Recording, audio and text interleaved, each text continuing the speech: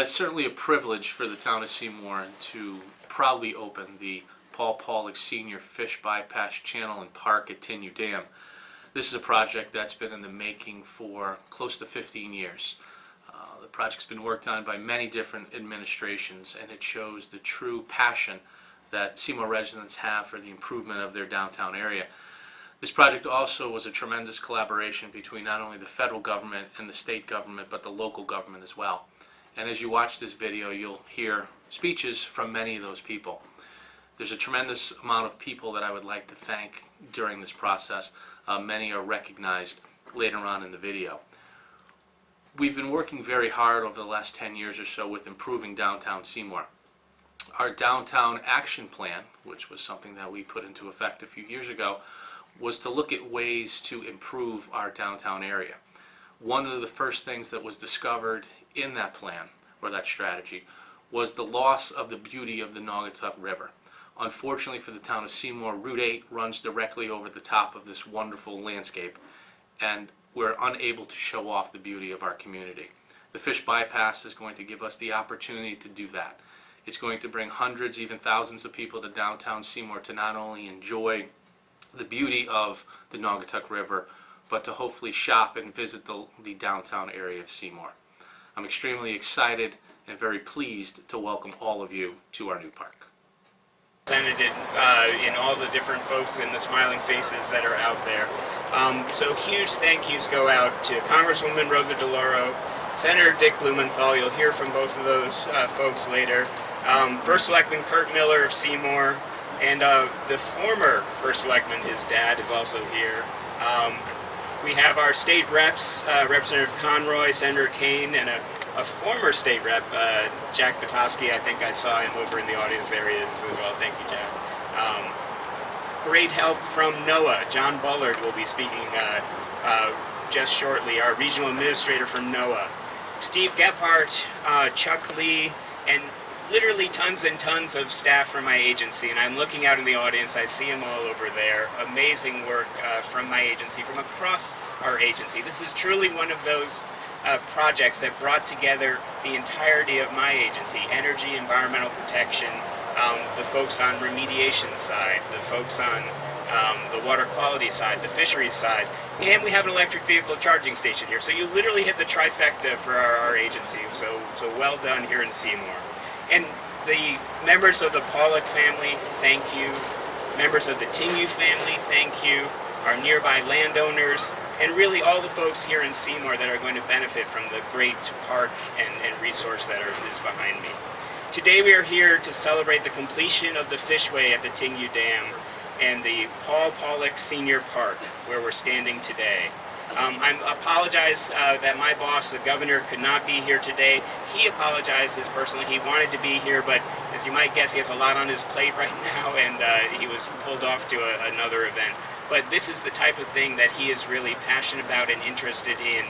When we're merging our energy, environment, and our communities and strengthening them all together. So the Tignew Dam Fishway, first and foremost, will allow important fish species, including the American shad, the blueback herring, alewife, and American eel, to access and spawn in about 30 miles of reconnected habitat from Long Island Sound to Thomaston.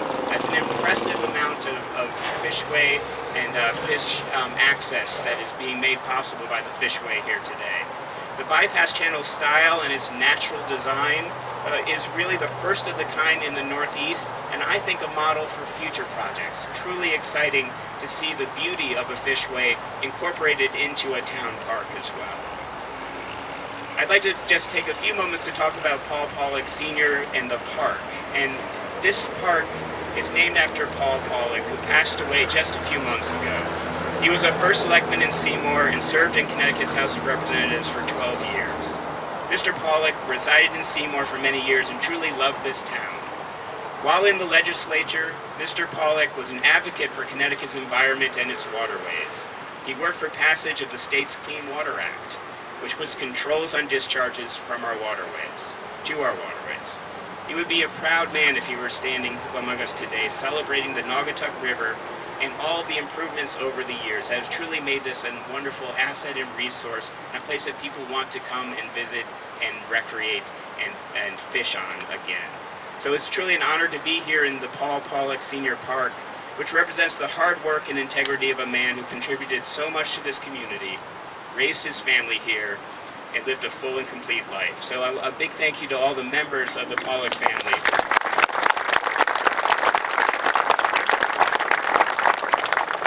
All the members who are attending here today, including his wife, his children, his grandchildren, his great-grandchildren.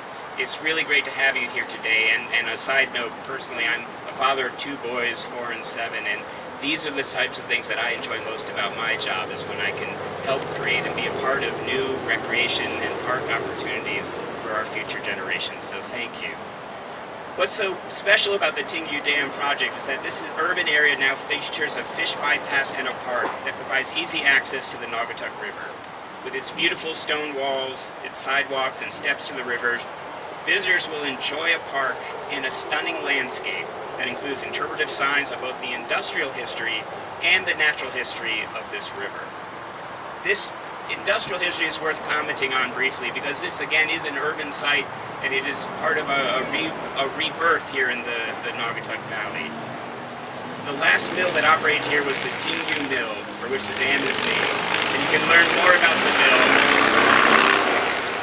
from the historical sign to my right. In attendance today are Howard Tingyu, son of the last president of the Tingyu Mills, and William Tingyu, the nephew of that last president and who still runs a Tingyu company. These gentlemen were very helpful in our research of the history of the site, and we're happy that they could join us here today. And finally, what's really unique about this project is that my agency will maintain and operate the fish bypass, but the town of Seymour will own and manage the park. It's a great example of our successful partnership between the state and local governments. So, to the embodiment of that partnership, I'd like to first call up to the mic Kurt Miller, the first selectman of Seymour, to come say a words of welcome and highlight all the people who made this project partner possible. So Kurt, come on up.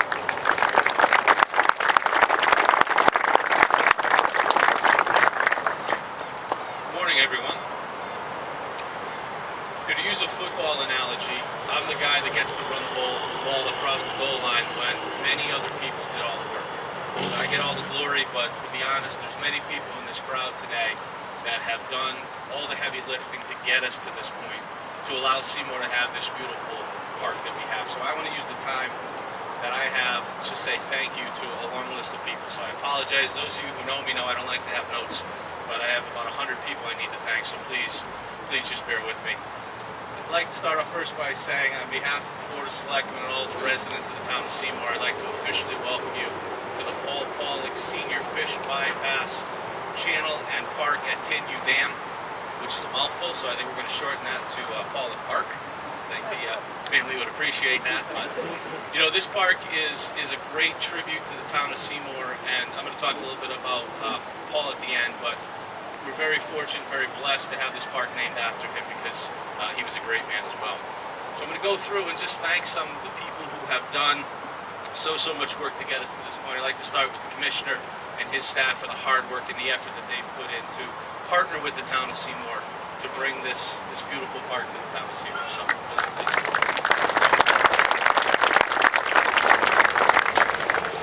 Master Batistro Construction, I know some of the guys are here. Rich is here, Matt and John, I think they're in the back, they can just wave their hands. They took this old junky pile of dirt and turned this into this beautiful facility that you see behind us, so I'd like to thank them for all their hard work and their effort. Milo McBroom, which was the engineer and the architect on the project. I'd like to thank Jim McBroom and Dave Livornia. Dave, where are you? Dave's got his hand waved in the back. Dave was the, well, there's Jim, where's Dave? Dave's somewhere. Dave is the clerk of the works. He kind of ran the project, made sure everything got done, stayed on top of things, and took care of everything for everybody. I'd like to thank my father, who's here someplace. It's good to have a father who's a funeral director. He was able to help us get this stone. And the hard work of him, Karen Stanek and Rory Burke made this stone possible. They put this in this morning at 7:30, so we took it right down to the bar. But I'd like to thank my father, Rory, and Karen for getting this beautiful stone and a great tribute to Bob. like to thank Kristen Ferry, even though she no longer works with NOAA, but she was a big part of this project in the beginning, as well as Jim Turek, who's in the crowd someplace. I'd like to thank them for their time. Many state officials helped work on this project. Our current 3 state officials, that would be Senator Kane, who's to my right, Senator Kelly, and Representative Conroy are all here. They helped get this ball across the finish line. But there are other members as well who helped do this. I'd like to thank former State Representative Len Green Sr., who was very instrumental in pushing this across the goal line as well. I don't think Len is here, but I just wanted to publicly thank him. And I also want to thank former Governor Rel, who was very instrumental in getting this project going back in the early 2000s as well. So applause to them, please.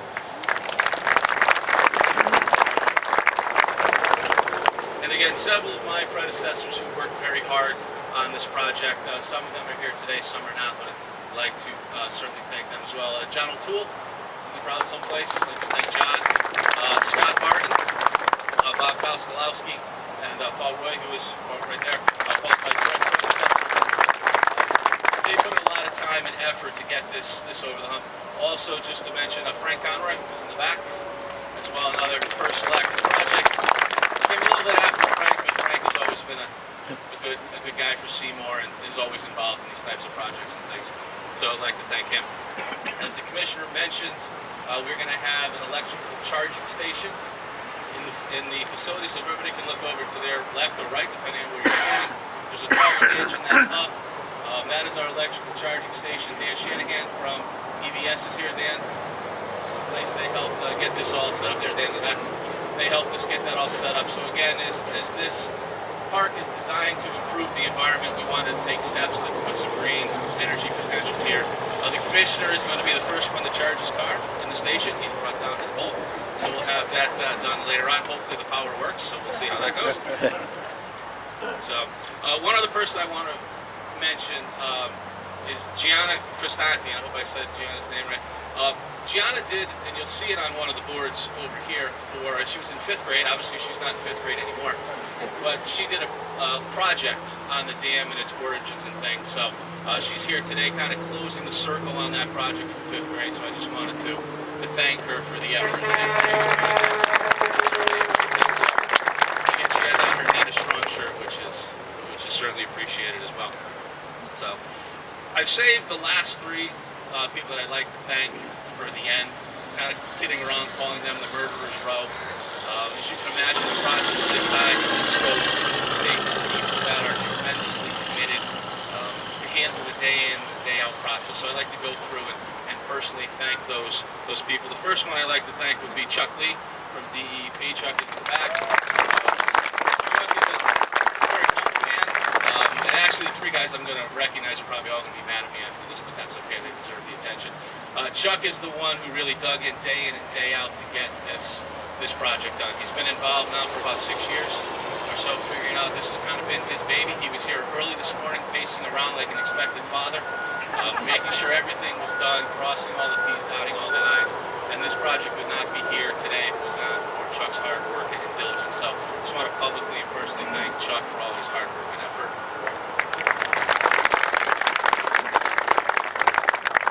This is an extremely beautiful piece of land that we have, and that came from the vision of Mark Aragon. Mark is over the corner. Mark has been on this project since day one, and if you take a look at Mark looks like he must have started this project when he was 12. Well, Mark works for Milo McBroom. He's the landscape architect, and when I tell you that he checked on everything, he worked on everything down to the smallest and finest detail, I'm not kidding. I mean, he's neurotic about how hard he worked and how beautiful he made this park look. And you know, he didn't talk about this being the state park or Seymour's park. I mean, he thought of this as his park, and he took that ownership.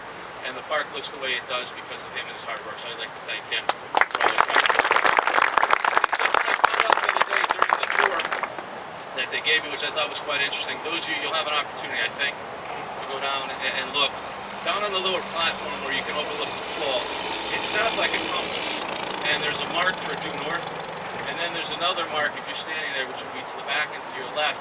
It signifies 2 things. One, the spot you're standing is 68 miles from the Freedom Tower, and 70 miles from the Statue of Liberty, which I thought is certainly a pretty cool thing to have here in Seymour, to recognize that. And then the final person I'd like to recognize is a town resident who has also been with this project from day one. And as I said before, this project has gone through several different first select administrations, whether they be Republican or Democrat, didn't matter. There's one person that the town kept on this job the entire time, and that's Fred Stanek. Fred is in the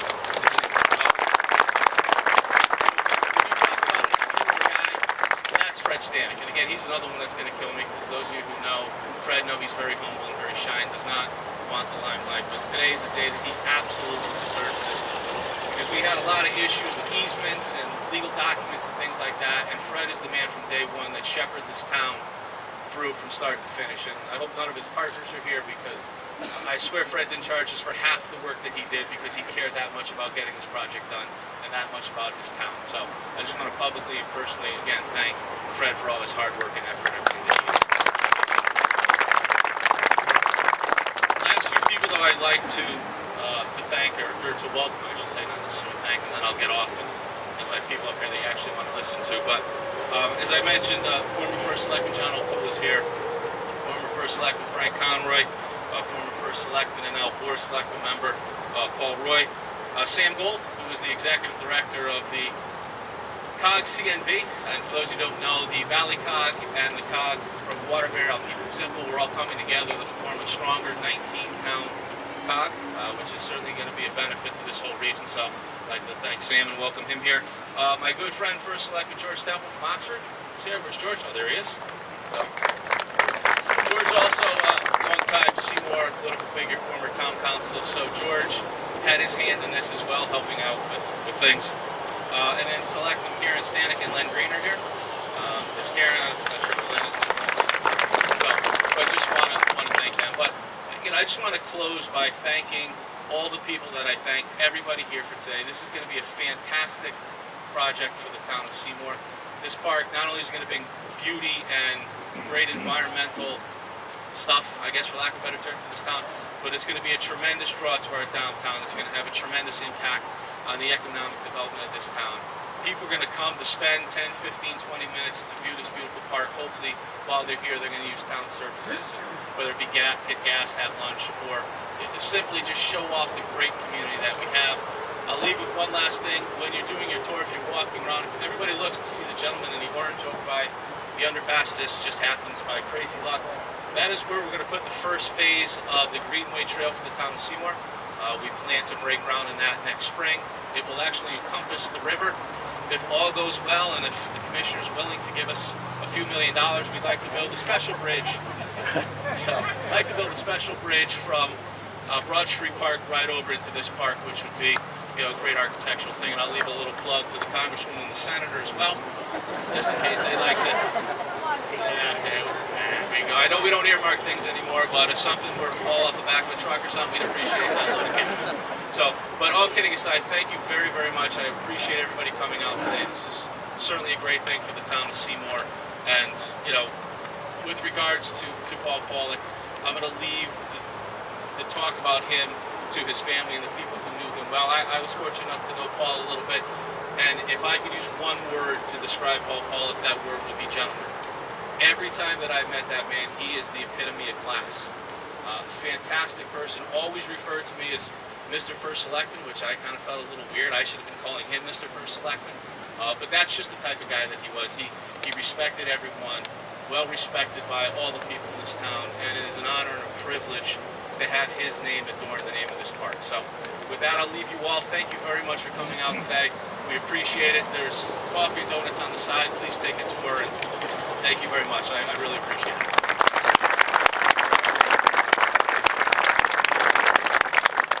Thank you so much, and thank you for being the one to take it right over the goal line.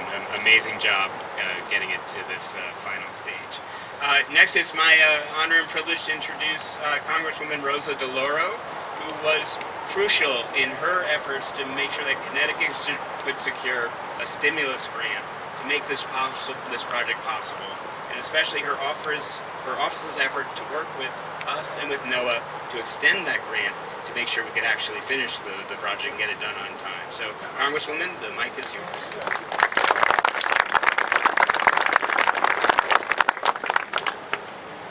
in mind, Commissioner, he asked you first for the funding.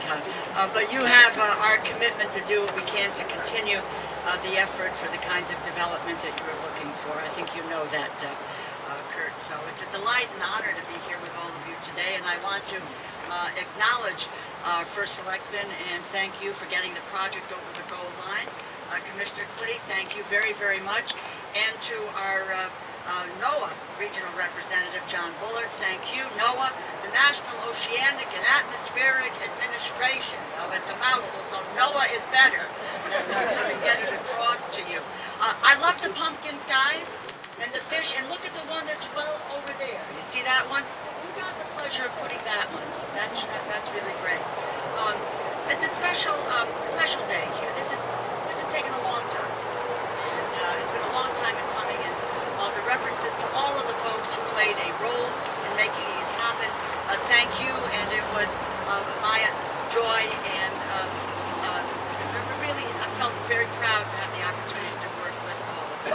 I want to offer a special welcome to the Pawlak family as we celebrate naming this important fish bypass channel around the Tingu Dam and local park after State Senator Paul Pawlak Sr. Born in Shelton, raised here in Seymour, the senator was committed to enriching this community, whether as the first selectman, state representative, and later state senator. He demonstrated a remarkable commitment to public service.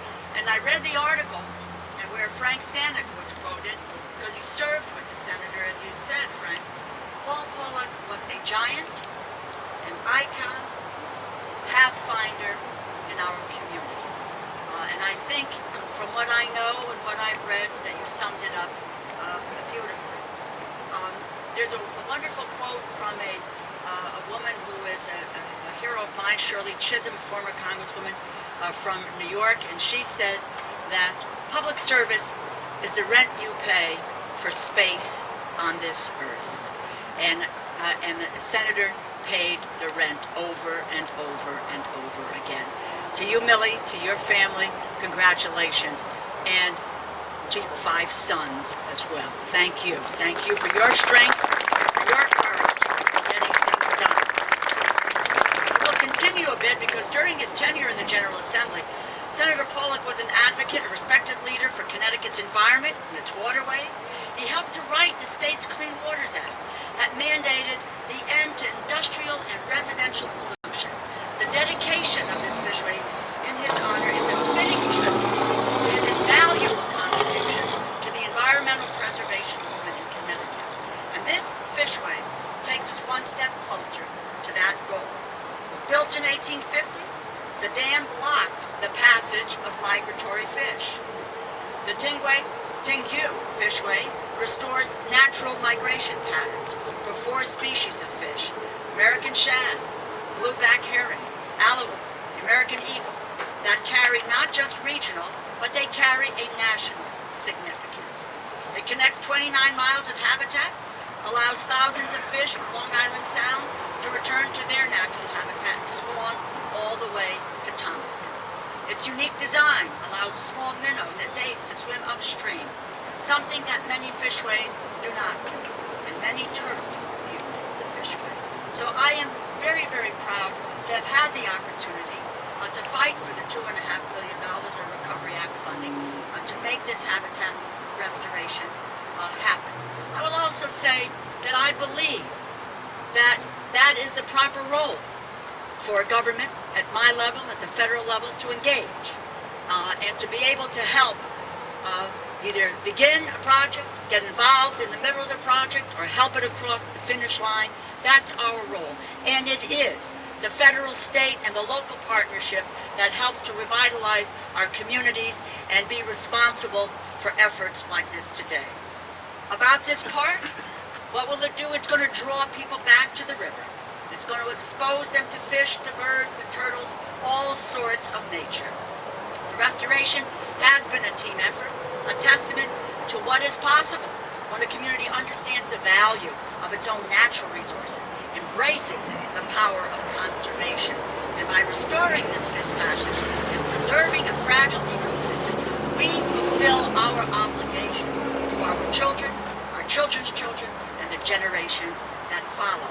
I want to end with something that Anne Conroy, Teresa's mother, just showed me a moment ago. And just bear with me here, because it is from a book which is entitled The History of Seymour, 1879, and it talks about a trip of President Dwight of Yale College took up through this area in the fall of 1811. And this is what he said. The scenery at this spot is delightfully romantic. The fall is a fine object. The river, the buildings belonging to the institution, the valley, the bordering hills, farms and houses, groves and forests united form a landscape in a high degree interesting. He spoke well, and it will speak well for the future of this wonderful park and this wonderful fishway. Thank you for including me. Thank you, Congresswoman, and thank you for fighting the good fight for us in Washington on these and countless other issues. Next, it is my privilege to introduce another fighter for Connecticut, Senator Dick Blumenthal, who is always there for us on energy, environmental issues, and protecting the things that matter here in Connecticut. So, Senator Blumenthal. Thank you so much, Commissioner, and thank you to the Department of Energy and Environmental Protection, the dedicated men and women who are out there every day working to preserve our environment. And I'm going to just say about First Selectman Miller's very complete recitation of thanks, ditto. Thank you all, everyone who participated. You know, there's an old saying that defeat is an orphan, but victory has 1,000 fathers. And this is plainly a victory, not just for Seymour, but for the entire state of Connecticut and indeed the nation, because this site and park will be a national treasure. And it will be a model, it is a model, of what responsible citizens can do when faced with a challenge to preserve and enhance our environment. I'm tempted to say that a lot of these fish are going to have an easier ride than some of the folks on the highway here. But they deserve it. That's what nature meant for them to have. Man built the dam that interfered with their travel, built the mill named after the Tinyu family. And now man is restoring that way for the fish to travel and enhance all of our lives. Not just in recreation, there'll be a lot more fishing and enjoyment of this beautiful site. Not just in economics, because as the First Selectman said, people will come to Seymour to see the park. They'll make use of its services and shops and places to eat. But as a quality of life measure, this site will add countless hours of pleasure to the people of Seymour and people of Connecticut who travel here. Pawlak was a gifted person of many talents, and he was a gentleman, but he was also a patriot. That's the word that I would use to describe him as. I want to ask, I think he would appreciate it, all of the veterans who are here today to please raise your hand so that we can thank you for your great service.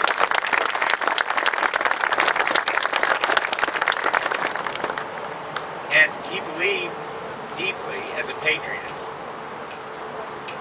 in the compact that we make one generation to the next, that we're going to leave this land better than we found it. That's what you are doing today. That's what the town of Seymour is doing today. You're leaving this town and our nation better than you found it. It's the old Boy Scout motto: when you go to a campsite, you leave it better than when you came. It's the American tradition, one generation to the next. And when people say to me, why does Connecticut have 169 towns? Let them come to Seymour and see what you've done here as a town. Your commitment to quality of life in this town and to leaving it better. I think that's what Pawlak's life was about. Leaving Seymour and Connecticut better than when he was born.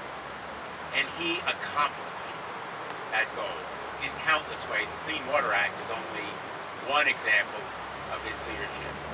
As first selectman, as state representative, as a model of leadership and commitment to his town and country, he believed in getting things done and making a difference. And so when we come here to this wonderful park, maybe on days not as beautiful and extraordinary as this one in the midst of the splendid fall foliage, I hope we remember Paul. I had the privilege of knowing him and his commitment to the public good. My thanks to his family, the Tingway family, Tingu family, to all who are here today for being a part of this wonderful event, and to the town of Seymour for making a difference and showing us the way to get things done. Thank you so much.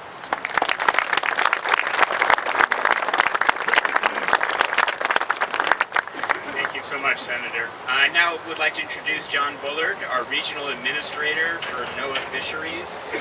Although the Tingway Dam project had been planned for many years, it really would not have happened until NOAA made a $2.5 million available through the stimulus program.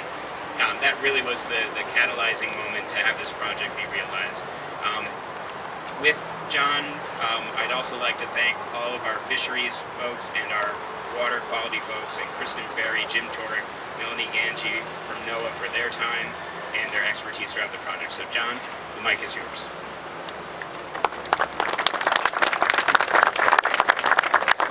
Thank you, Bob, very much. It is great to be here in Seymour. I had the long name written out, but at Pawlak Park. It is a wonderful day. It's great to celebrate. And the advantage of coming later in the program is an awful lot of people have said, especially the thanks that I want to do, so I may breeze through these remarks a little bit, but I do want to especially thank our partners, Connecticut Department of Energy and Environmental Protection, and the town of Seymour. This fishway is unique. It's the longest nature-like bypass built on the East Coast for American shad, and it's a complement to the downstream Kennytown Fishway. I want to say thank you to the family of Paul Pawlak. I come from a working class town, and I know that fighting for a clean environment didn't always used to be a popular fight. And now when you look at the benefits that are behind us, it's clear that Paul Pawlak was on the right side of history. And we enjoy the legacy of his courage and wisdom. It's very appropriate that this be named in honor and memory of him.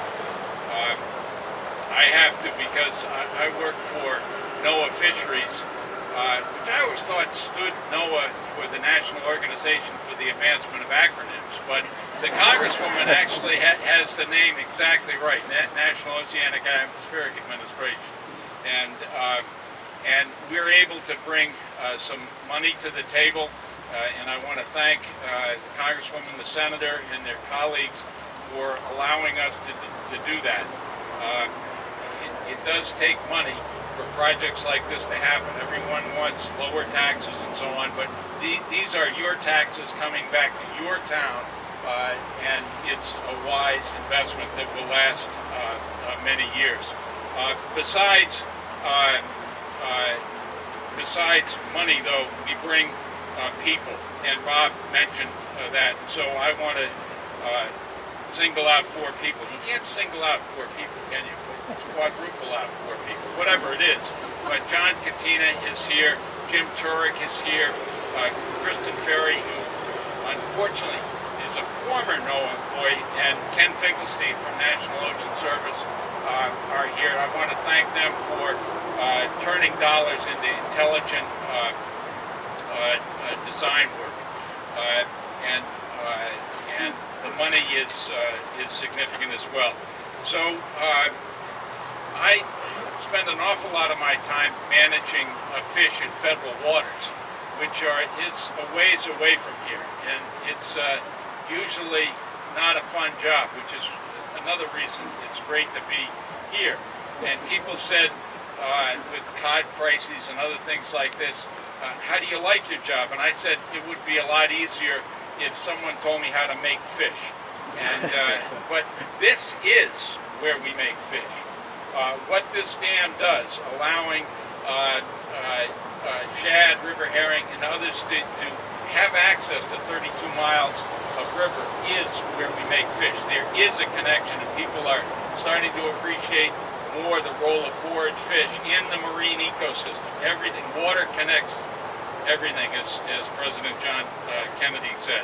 So again, thank you to all the partners that make success happen, and Dave Lavornia for day-to-day supervision. Thank you very much, and we're proud to be a part of this effort. But it is a partnership, and this is what happens when you have partnerships like this. So thank you very much for your time.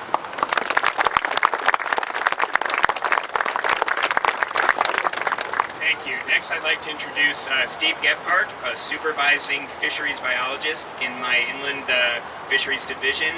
Steve has been involved in the Tingyu Dam bypass project from its inception, and along with his staff are going to be managing the fish bypass. And I think we'll come up here and give us a few words about what you're actually seeing down there in the bypass. So, Steve, thank you so much.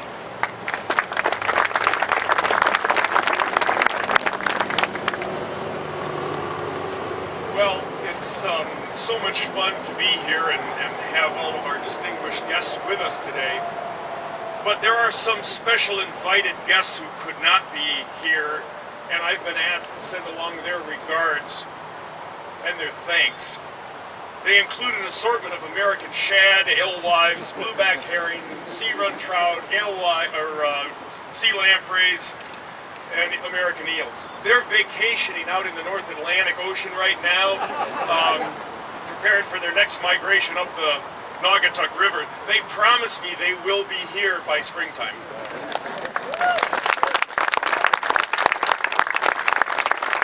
Some of them have actually been here before.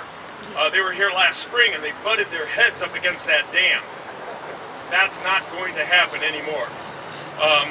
This next spring, when they're going to see that dam in their rear view mirrors as they head upstream to spawn. The Tingyu Fish Bypass Channel, the Fishway, represents the latest step in bringing fish back to Connecticut rivers and getting them around dams. There are over 4,000 dams in the state of Connecticut, mostly built in past centuries to power our mills. By the mid-1800s, Connecticut residents were already trying to find a way to get these fish around the dams. The early attempts at the fishways were largely unsuccessful, and even the 2 or 3 that we built in the 1960s were pretty disappointing. Passage around the Tingyu Dam complements a series of 7 dam removals and 1 other fishway on the Naugatuck River and one of its tributaries. And more are planned. In fact, there's folks in the audience who are conspiring on some future projects right now. This fishway is the 65th fishway in the state of Connecticut. Number 66 is under construction in Westport right now. Only 2 East Coast states have more fishways than the state of Connecticut. Including in the audience today are people who have lived in the valley all their lives, and I see a few of you right now. They remember the flood of '55. They remember all of the fires and the mill closings, and they certainly remember when the Naugatuck River was one of the foulest rivers in the United States. Nothing could live in it. Did any of you think you'd live to see the day when there'd be trout swimming in the river and runs of wild shad would be passing through Waterbury? The department has been working to restore the Naugatuck River in many ways, but the current focus on fish restoration and habitat began in the 1980s when we removed those 7 dams upstream from here. Soon after all that work, there was only one barrier dam left, this one, and it had to go. But we couldn't, and by the way, we've been working on this for over 15 years. We haven't been building it. I don't mean to say, John, you've been that slow, but we've been planning it. We couldn't remove the dam because of this minor technicality of Route 8 behind us and the historic nature of the dam. So we had to design a fishway, and it had to be special. This $6.3 million project was made possible with funding from 3 sources. First, a special supplemental environmental project account from our DEEP. And those of us who have been working on this for so long are grateful for the leadership and the support offered by the managers within the department, like Commissioner Klee and Bureau Chiefs Betsy Wingfield and Bill Hyatt and many others. Second was, of course, the grant from NOAA, and thank you, though I don't have to, define that for everybody. And it was, of course, that stimulus money that we've already talked about. The third was a grant from the Connecticut Housatonic River Natural Resource Damage Trustee Council. Trustees included Rick Jacobson from the DEEP and Molly Sperduto from the U.S. Fish and Wildlife Service, who couldn't be here today, and Ken Finkelstein from NOAA as well. So thank you, that was a critical piece of the funding. One of the things about being the last speaker is, a lot of my thunder has been stolen, a lot of people have been thanked, and so I will pass over a lot of thank yous, even though it's extremely tempting. But I do want to also mention how grateful we were for the cooperation of the local businesses and landowners, including Brian Nesteriak, and the support, and the DOT, we had to deal with the DOT when it came to that property, and the support of many conservation groups up and down the river valley, especially Trout Unlimited. And even though everybody else has thanked him, I have to add in my thanks. We are gratified to be working with 2 great contractors. Everybody on the team from Malone and McBroom from Cheshire did a great job, and in particular, the Dean of River Restoration, Jim McBroom.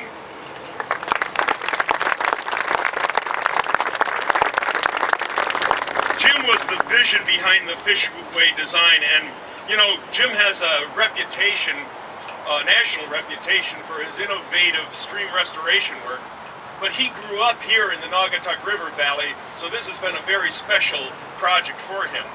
And of course, again, thanks to Mark and Dave and Tom and all the other folks who did such a fantastic job.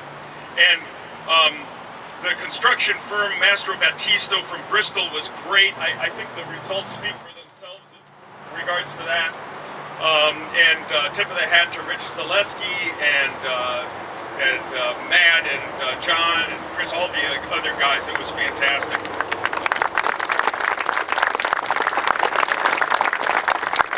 I'd also like to add my personal thanks and congratulations to my DEEP colleague Chuck Lee, because he was the manager for this, and he did a fantastic job.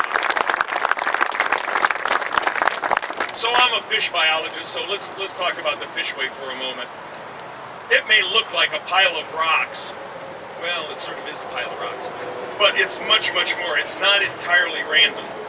Jim McBroom collected data from on stream configurations from a northern stream in New England, and he used those measurements to design the curves, the increments of the riffles and pools. This is an engineered system, even though it doesn't look like it. It's not meant to look like a fishway, but it's meant to look like a natural stream, with pools and rapids and fast areas and slower areas and crevices and chutes, all the features that fish use to ascend a natural stream.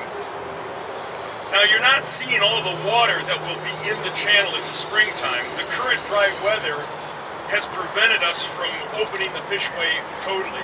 But you get an idea of what it's going to look like. But come back in April, you'll see a lot more water. We certainly didn't want to dry up the falls today. The fishway is exciting because it'll benefit a lot more than the strong swimming migratory fish from the ocean. Fish that never leave the ocean, I meant to say never leave the river, will use this fishway too. Bass, trout, perch, suckers, everything is going to be using these, including those small minnows and dace that will come up along the sides of the riffles, and that's something most fishways do not do. We also fully expect fish to live in this stream, not just migrate up it, but they're going to be living in this fishway, and not just fish, but mussels and crayfish. In fact, turtles have already been using it, quite a few. The park, of course, is the property of the town, and we will be operating the bypass in close cooperation with the town. We expect the fishway to be full of water between April and June, and in other times we will maintain water in it, but not quite as much as during those times. And after spawning, the fish will come back down via the fishway on their way to the sea. Time doesn't permit me to go into all the details about the operation of the fishway, how and when we're going to do it, but afterwards, if you have questions, not only seek me out, but Tim Wildman in the sunglasses there and in the DEP sweatshirt, and Dave Ellis over here hiding with another DEP sweatshirt. You can talk to them and they can answer some of your questions about the design and the operation. The increase in the fish will not be immediate. It will take many years for us to see a significant increase in the fish population, and several fish generations, 3 to 5 years, before we start seeing those increases. But meanwhile, fish have already started using this bypass. Right now it is full of assorted minnows, and there is at least one 18-inch silvery brown trout in there now, working its way up, if it hasn't left already, and headed up toward Beacon Falls. The point of this fishway, of course, is to help the fish, and the rules of the park will help protect them. We do have signs that spell out the rules of the park. We weren't able to get them up today, but you will see them soon. We want everybody to enjoy this area, but we don't want you swimming or wading or, for heaven's sakes, fishing in the fishway. We need to leave the fish alone. We will have closed the river to fishing on this side of the river and in the fishway, but you still will be able to fish on the opposite side of the river and out by that gravel island. I also need to announce that the construction isn't actually all the way done. There are just a few more little bells and whistles needed to be added, and so after this ceremony today, this property will be closed to the public once again for a couple of weeks until about mid-November. Let those last few items be finished up, and then it'll be opened again for the public to come here at all times. And after that, of course, the public will be welcome. And I just want to add that the public education potential of this site is very important. The attractive park will draw people back to the river, expose them to fish and birds and turtles and all sorts of nature in this recovering river. This park and bypass channel will help people understand what we lost, what we are bringing back, why it is important, and that we all need to work together to protect these natural resources. Thank you.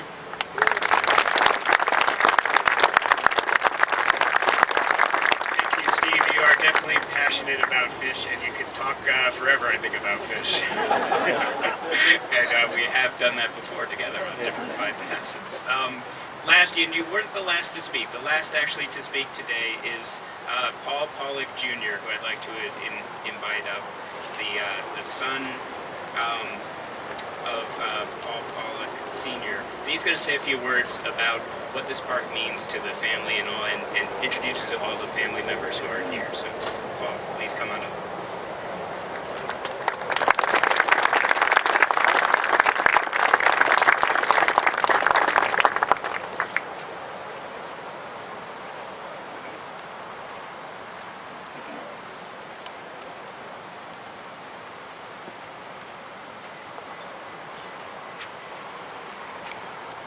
No. I'm not going to speak. I'm just going to introduce those that will speak on behalf of my mother, my brothers, and all those in our family.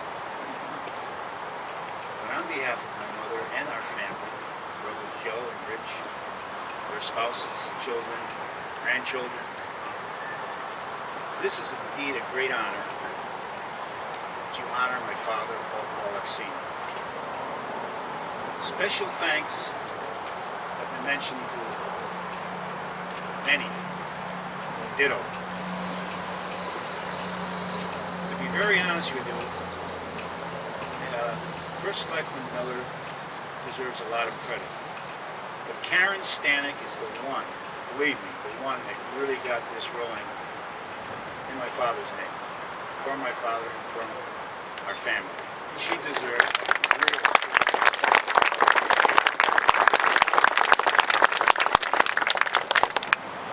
This is an extraordinary partner, and we think not only does it bring a great future to the town of Seymour, but for the region and the state.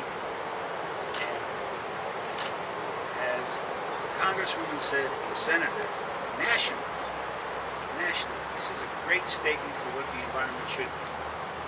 It's an honor to be here as, or always, Paul Pawlak Jr., in honor of my father. That's it for us right now. The next speaker is going to be good friend Judge Joseph Flynn. He in turn will introduce my son Robert, who in turn will introduce my brother Joe. They will all speak, we hope briefly, of my dad. One thing I do want to mention,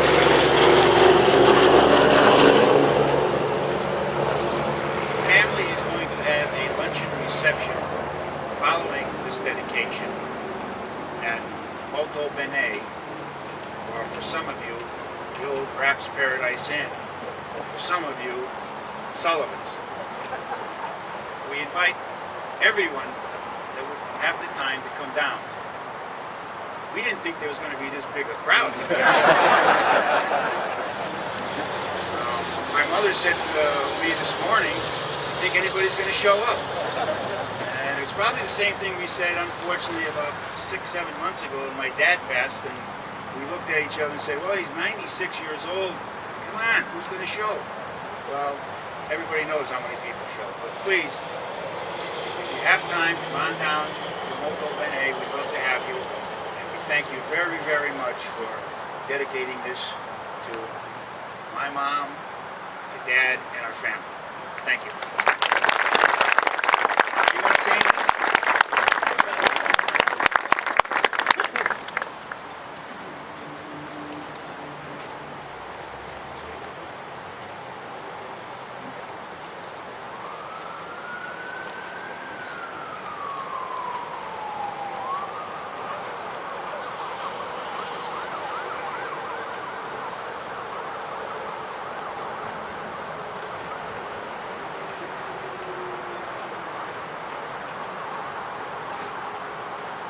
Some came from all over Europe to the Naugatuck Valley to find a better life.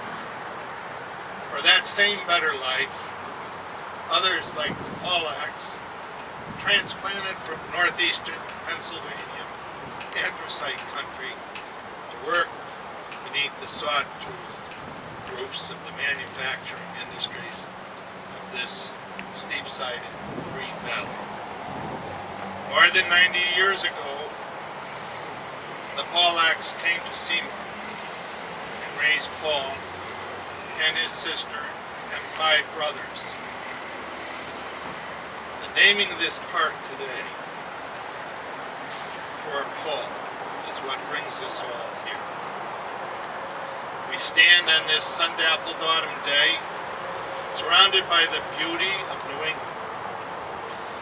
Far below the flag on the gray granite promontory of Castle Rock, where the fast-moving river drops 25 feet and the white foam falls, creates the setting of this park with its fishway that will bear Paul Pawlak's name. There is not only a beauty, but a history about the place, resting only a few feet from where George Washington's aide-de-camp, General Humphreys, built his woolen mill, and where, until shortly after the floods of 1955, the Tingyu Mill once stood. Where the water eddies below the falls the other day, a great long-legged blue heron was seen fishing.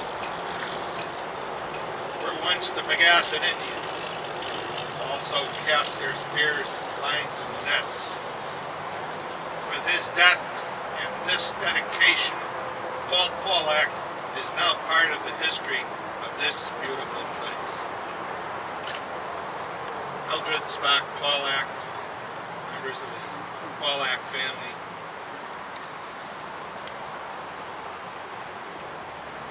United States Senator Blumenthal, Congressman DeLauro,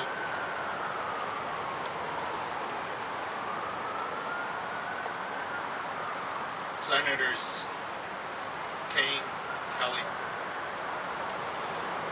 Representative Conroy,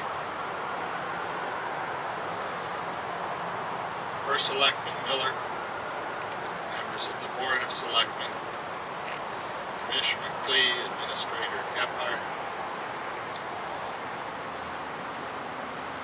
Regional Administrator Bullard, and friends.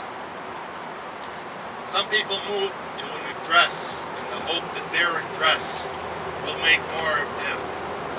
Others, like Paul Pawlak, make the place where they are better for their having been there. He followed the same path that one of our former governors from Windsor Locks counseled, grow where you were planted. Grow he did. He met and married Mildred, one of 12 children from an Ansonia family, and together, here they raised their sons, Paul Jr., Joseph, Robert, who predeceased, David, and Richard. Hard work, Mildred's home management, and a fair living wage allowed Paul and Mildred to ensure that all of their sons received a college education. Paul's own formal education ended with Seymour High School, where he was president of his class. But that education inspired a lifetime of learning. Like Presidents Abe Lincoln and Harry Truman, he was self-educated and never stopped his quest for knowledge. We thank Selectman Karen Ray Stanek, his neighbor from years ago, who suggested that the park bear Paul's name, and First Selectman Kurt Millen, and Marie Jonas, Lynn Green Jr., Nicole Tatters, Deidre, Paul Roy, Mel Bruno, the other members of the Board of Selectmen, whose vote made it possible. Appropriately so. We also thank those from NOAA and the Department of Environmental Protection and the town of Seymour, including Attorney Stanek, who made this possible. This fishway will again allow riverine and detriment's fish to pass to the upper reaches of the Naugatuck. Pawlak was a key figure in restoring a river where fish again could swim. Paul labored long with Congressman John S. Monaghan and Charles H. Flynn, editor of our daily paper, and others, on flood control measures after the devastation of two deluges almost 60 years ago. Encroachment of lines on the floodplain, dams at Thomaston and Hopbrook, dikes, pumps, and floodgates now ensure that the loss of life and bitter memory of houses, boxcars, petroleum, caustic chemicals, automobiles, lumber, and bridges swept downriver will not recur. Paul Pawlak was a leader. He successfully led opposition to aerial spray of insecticides at Seymour after his own research at Southern Connecticut University led him to the conclusion that that would be dangerous to the population of fish and waterfowl. His administration was marked by leadership in issuing bonds to keep untreated domestic waste from the waters of the Naugatuck. He worked for approval of financial appropriations to separate domestic and storm water trunk lines. Paul successfully opposed siting of a polluting regional landfill in the watershed in Beacon Falls. His service in the legislature was distinguished by very strong advocacy of clean waters and its legislation so that industrial pollutants were not discharged into our river. Yet he understood that man too was part of the environment and needed a place to work and prosper. In short, he was a practical environmentalist and an advocate of clean waters before that became trendy.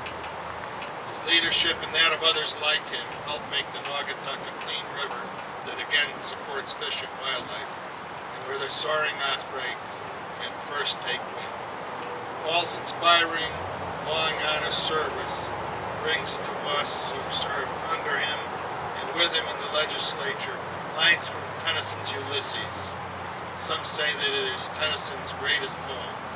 Its last lines that President Kennedy loved so well about Ulysses turning over his kingdom to his son Telemachus, setting off in old age on another odyssey with trusted shipmates, could have been written about Paul. Though much is taken, much abides.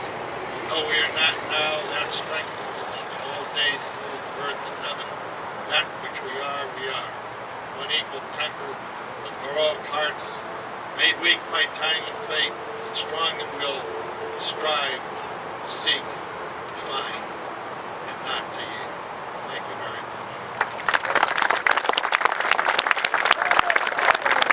Now I'd like to introduce Lieutenant Colonel Robert Pawlak, who Paul was very proud of, as is Millie, who serves in the Special Forces of the United States Army.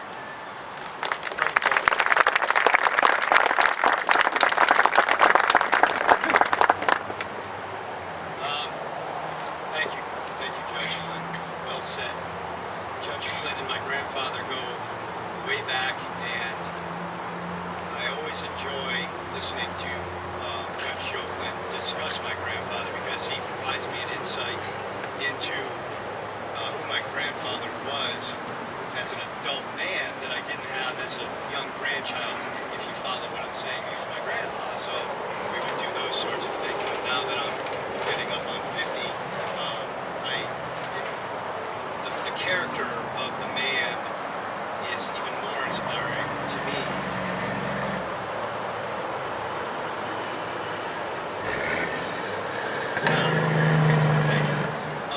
My grandfather's devotion, before I start, I'd just like to thank everybody that made this happen, from the people that started the process to the folks that actually put forth my grandfather's name, etc. It's part of a larger, continuous, ongoing system that sort of is exemplified by, if you consider the water running on the earth, that it's a larger system. It all sort of needs to work together. So, thank you very much. his devotion to serving his community and the outstanding and unwavering example of his citizenship, to me, has always been inspirational. He was a true American. I was speaking to him earlier in the year, and I asked him, Grandpa, why'd you work so hard? And he said, well, if I don't do it, who will? And he often said that, if I don't do it, who will? And that pretty much sums it up. That sums up an idea of what it is to be an American citizen that I think is very, very important for all of us to consider, whether we decide to pay attention to what's going on, go down and cast our vote, speak up, make things important for our community. So that sort of citizenship isn't just casting the vote, it's getting involved in other things that make a difference, which he of course did throughout his entire life. I know he would be proud, and I'd like to take an additional moment here to acknowledge my grandmother's contribution to all that he did. Now, you won't see her name on the plaque here, but I know that he knew that he couldn't have accomplished the things that he did without her love and support. He said one time, towards the end of his life, that his wife Mildred was worth 20,000 times her weight in gold. So we did the math on that, I think just a couple of weeks ago. And the figure that we came out with was pretty large, but I don't think it even came close, actually, Grandma. You're welcome.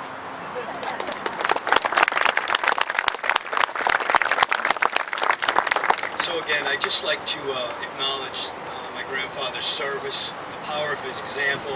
It's been an inspiration to me, and I hope that his name here continues to be an inspiration to everyone else as well. And just thank you very much for allowing me to share in my grandfather's accomplishments. Thank you.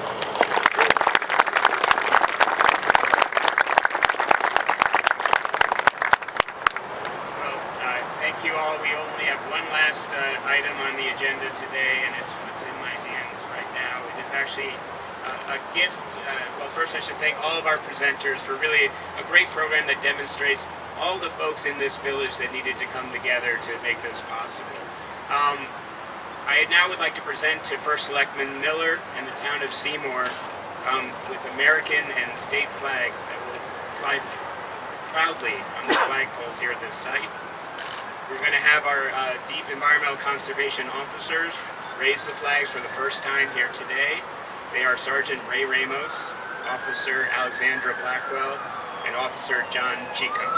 So I'm going to pass them to the First Selectman, if he could pass them then to our officers, and we'll all stand if you can, and have the raising of our flags.